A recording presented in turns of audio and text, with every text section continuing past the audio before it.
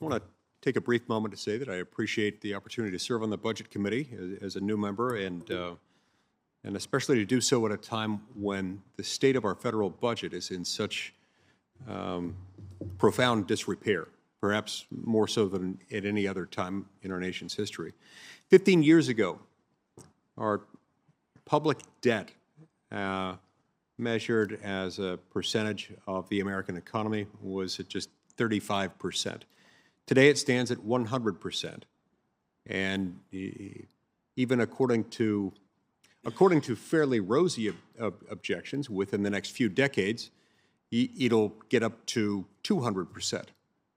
And whether it's decades or just a few years away, we will reach a point where our interest on the national debt becomes the largest line item we have, bigger than Social Security or Medicare or defense.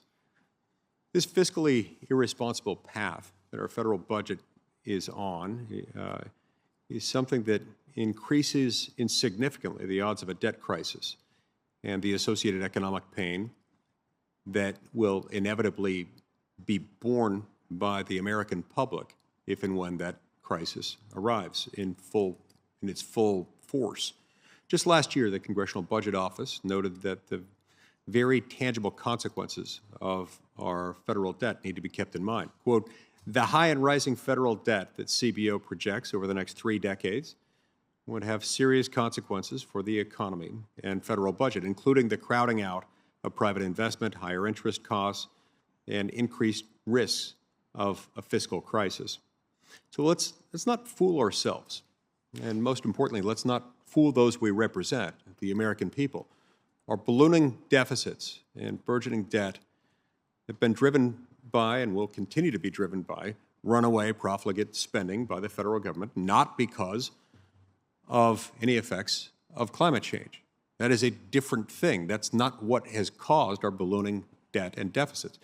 Fear has become an all too prevalent quality in American political discourse, and specifically among many in the United States Senate and on the left who seek to use climate alarmism to justify a widespread federal government takeover of our economy and a radical, unrealistic, and damaging transition of our energy sector with all of its abruptness and all of its disregarding of things that have worked and have helped elevate people out of poverty, and yes, even helped, in many instances, clean up the environment.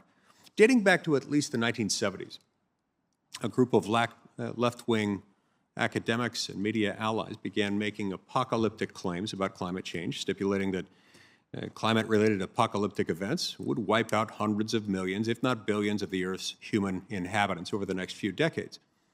What's more concerning than the kooky theories of Paul Ehrlich or Thomas Malthus is that a growing number of Democratic members of Congress, bureaucrats, and private sector business people are now making similarly outlandish and inflammatory, alarmist claims about a looming climate apocalypse, or at least throwing support behind Green New Deal-style legislative proposals and regulatory mandates.